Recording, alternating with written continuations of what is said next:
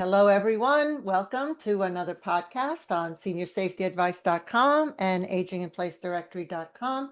So whether you're listening to this on your podcast or on watching it on YouTube, I am so happy today to be talking with Derek Snook. He is the founder of CoLifeSeniors.com, and I'm going to let him tell you a little bit about himself. Hello, Derek, in that beautiful background. Hey, how are you? Good, Oh, doing good. Thank you. good. Yeah, so when you say tell you a little bit about myself, do you mean more specifically about something or about CoLife Seniors? Know about you. I mean, I think you have a very interesting background. It's from what I've found, you did some charity work in Kenya. Is that true? Yes. Yes. Yeah. So, and AirPods are not working, so I'll just take them out.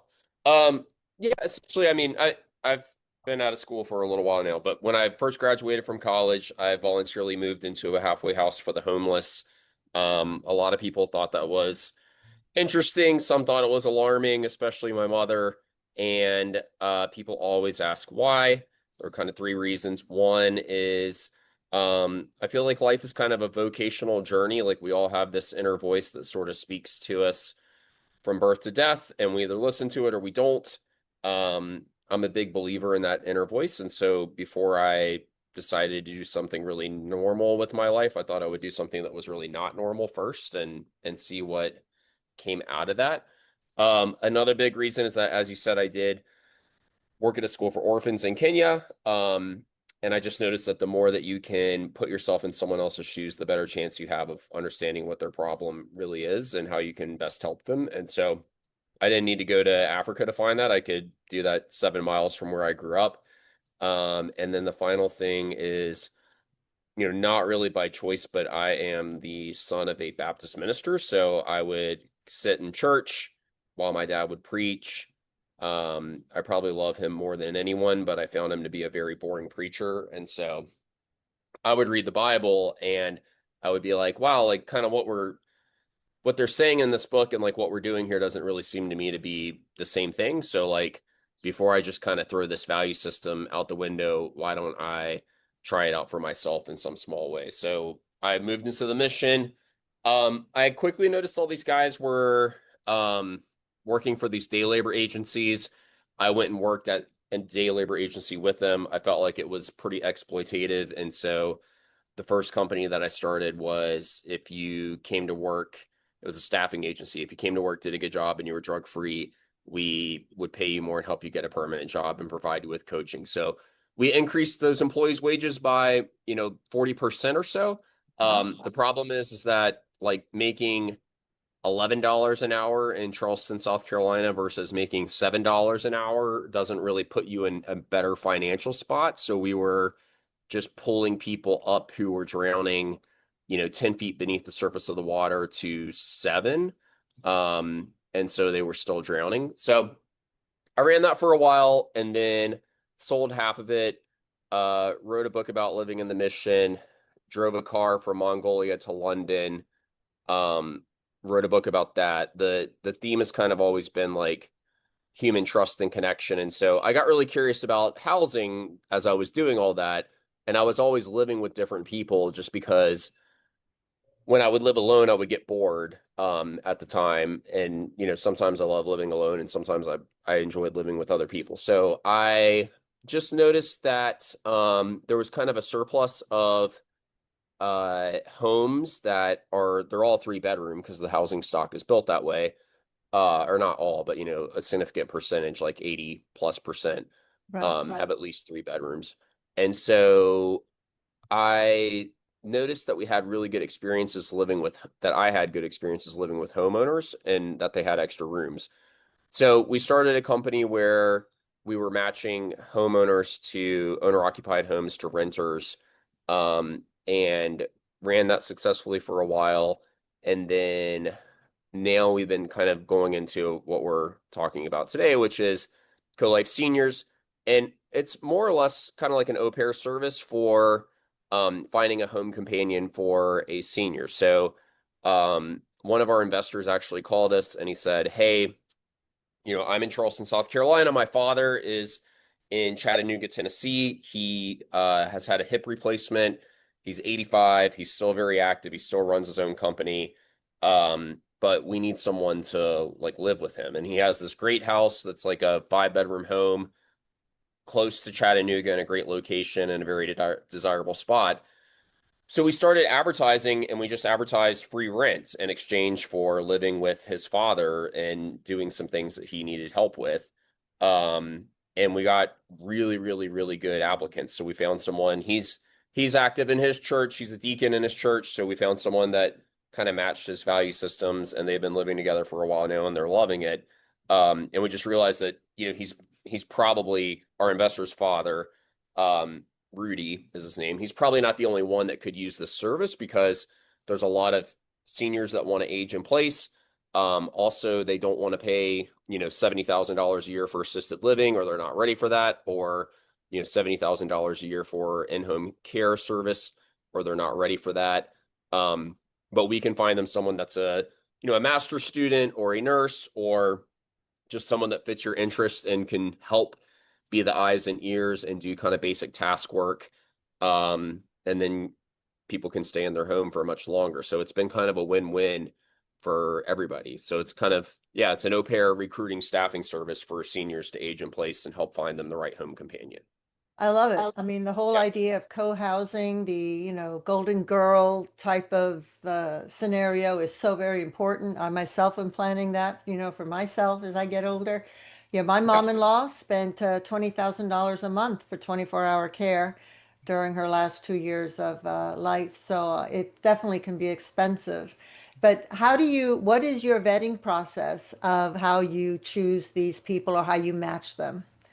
Yeah, I mean, the big thing is just getting from the senior what it is that they want. So, if they have tasks around the house that they need, whether it's like, driving or helping in the yard or whatever the case may be, they need to be realistic about what another human being is going to be able to do. If they want that person to have a full-time job so that they're super active or to, be in school so they're not around the home a lot, then obviously they're going to have, less time for helping with tasks.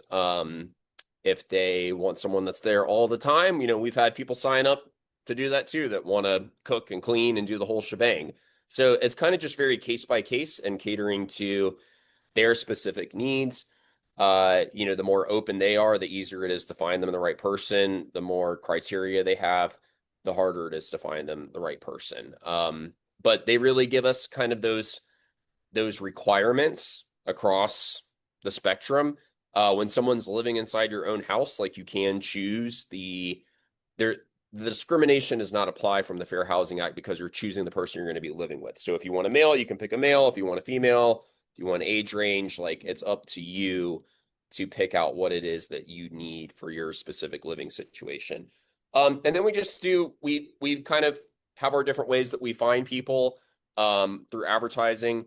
And then we have them fill out an application to vet folks. We review those applications. We'll then take the best ones. And usually we're working with not just the senior, but usually like a child or Right. a friend or someone that's also helping them. And then we'll whittle it down and we'll have the child or the family or the senior, preferably multiple, talk to the person, interview the best candidates that we find. Then we'll run a background check on the candidates. And then after that, there's a placement fee ranging from $4,000 to $10,000, depending on what package they choose.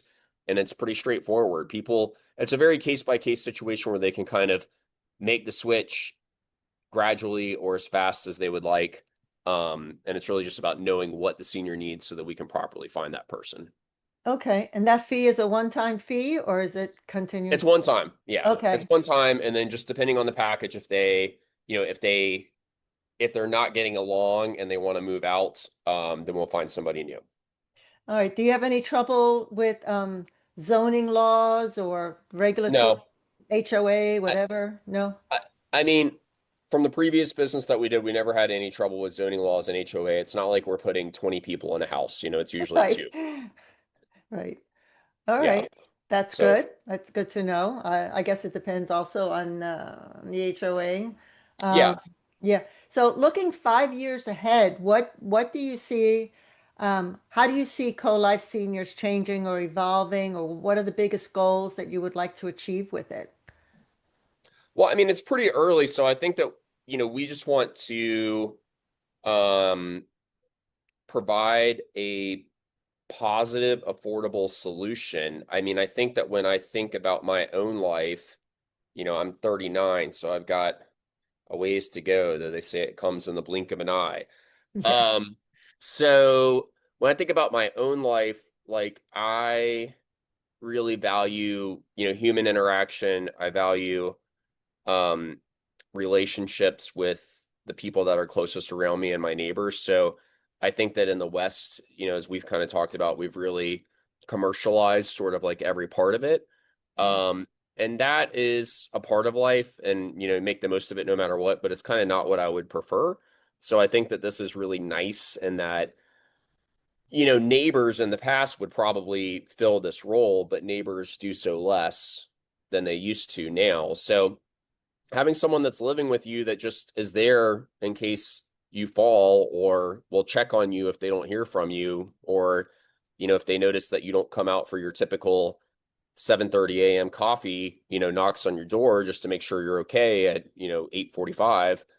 I think that that is a needed solution, and we're going to have to get innovative and come up with good solutions, and this is a really great one that's both affordable and it's homey. Right. And it's also offering an opportunity to the person who is, coming in.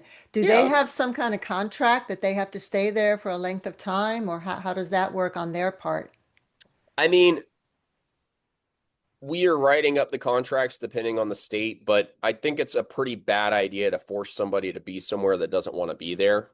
I think it's a better idea to, you know, these are people with lives. So if their mother gets sick and they live in another state and they feel like they need to go home and they can put in a 2 week or 30-day notice, like let's try to work with that and find a better solution. Um, Okay. but preferably they're going to be staying as long as the senior would like, depending on, what they put in the vetting process. So we would try to be upfront about that to find the right person that's going to be able to be there. So obviously, the more information both parties can give you, the better the match. Yeah, just Yeah, like any good relationship, the more upfront you can be about what it is that you need and want, the more likely you are to get it. The more you hide it, the less likely you are to get what you need, and the more likely the other person is to be surprised. So exactly. Exactly. You need very, very good first date questions, in other words. yeah, at least 80%, I think generally speaking, if you find good people, they're going to be able to work out all the details. Yeah, So, absolutely. I agree with that. Is there any kind of orientation or anything at all for, okay, no. either one? It's No. based on what they present, what Yeah. their skills are, what they're looking for. Yeah. Very Yeah. good. Very good. Yeah. So I know you talked a little bit before about the two books. I want to mention the two books. One is the definition of success, and the other one is Driving with Strangers. Is that right? I think. That's right. Yeah. Yeah. Driving a stranger. And what I liked about them, from what I've read about them, the review, I bought both of them, and they have very unconventional views on success and community and lifestyle, which I love. I think it's so important to train ourselves and to be comfortable with looking outside our comfort zone. Otherwise, we're not growing, we're just kind of existing. So at least I think so. So the principles that led you to those books and that led you to the work you did in Africa and how you grew up, those principles seem very aligned with what you're doing with CoLife. So, did you create a mission statement all based on that thinking and background for CoLife? Is that how you came? Is that how you present it to investors and others? And also, are you collaborating with other businesses like telehealth and geriatric physicians and I mean geriatricians, and are you collaborating with any of those, or do you plan to? Okay, so which question am I answering first? Either one you want, or neither. All right, Either one. I might need you to reframe the first one so that I best understand it. The second one's easier to answer. I mean, we're still very early, so part of what we've been doing is just the same way that we got connected with you. We've been trying to reach out to kind of trusted professionals in the space. Through the first placement that we did in Chattanooga, I met someone there that, it seems like there's kind of this emerging sort of aging in place, almost consulting where, people are emerging to help with that the same way that like a nutritionist or a trainer or a plethora of other occupations that are really important. Yeah. So we ended up interacting with a woman there that is a consultant in the aging in place industry, and we kind of just hired her as like a contractor, both as a salesperson because she knows that space really well, and then also to just kind of help. So if we can collaborate with trusted professionals, whether it's estate planning attorneys or accountants or financial advisors or nurses or whatever the case may be, like that's certainly something that we want to do and that we're looking for. And then if they have a senior that they know would really love this, then we can pay a referral fee to them, and then we can find the right placement for them and take it from there. So that's kind of the answer to that one. um, do you want to reframe your first Yeah, question, or do sure. you want me Yeah. to just? Basically, the other question was, when you began creating CoLife Seniors or started planning for it and what it was going to look like and do, I'm assuming that there was so much influence from the way you grew up and everything you've done in your life and all the information you put in your books that went into creating CoLife. Every business has a bit of a mission statement, be it written or in your head. I'm just assuming how much of an influence that was. Not assuming, I'm asking how much of Yeah, an I mean, influence. kind of going back to the vocation thing. I mean, I'm a big believer in that. My personal values are simplicity, vocation, and relationships. So like, Okay. I think on the simplicity side, like, boy, we really make things overly complicated. Like all you really need is two people together, and they both sides benefit a lot. I mean, I lived with a 70-year-old retired therapist, and the amount of wisdom that I gained from her and kind of just learning how to live life um was profound and really important. So those are guiding principles for my life. And then along the vocation part, there's a quote that I love. Henry Nouwen says, "You have to trust the inner voice that shows you the way. You know that voice. You turn to it often. But after you've heard with clarity what it is that you should do, you begin asking questions, fabricating objections, and seeking out everyone else's opinion around you. Thus, you become entangled in countless, often contradictory thoughts, feelings, and ideas, and you lose touch with the God inside of you. And you become dependent on all those who've gathered around you.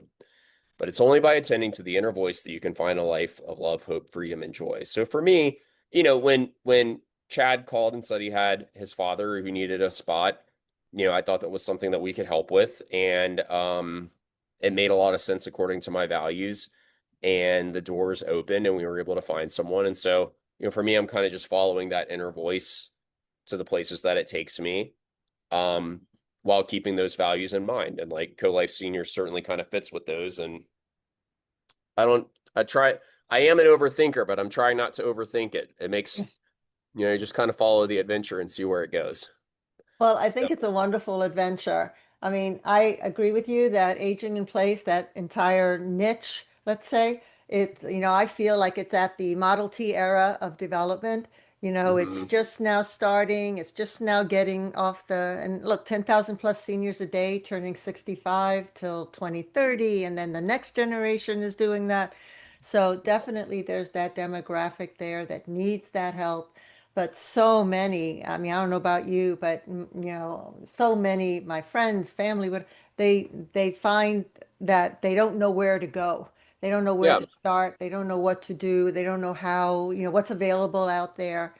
And there isn't any one place that you can go to get all that information. And if there is, they don't know where that is. right. So, that's why I wanted to start all of this going on with the directory and everything. So I'm so grateful for the time that you took to hang out with us and for putting me on alert about CoLife Seniors because I think it's a wonderful service. And as you said, it's a great service not only for the senior person, but for the other person who's coming in to help. I love the idea of intergenerational living. I can't even imagine, like you were saying, the amount of learning that you got from that 70-year-old that you were living with. I think that's your third book, honestly. But I think that, you She know, probably wouldn't let me. well, could use a different name. But anyway, the point is you learned so much from her. And I think so many younger adults can definitely do that as well. Yeah, I And agree. look, it makes for an older person, having someone younger around them is Yeah, also beneficial too. So same. Yeah. it's win-win. I think colifeseniors.com is a win-win, and I thank you so much for creating it and putting it together. Hey, thanks for having me. It's fun. It's always fun to talk to you. Anytime, Derek, anytime. Stay on for a little bit, and All right. I will talk to you all later. Thank you.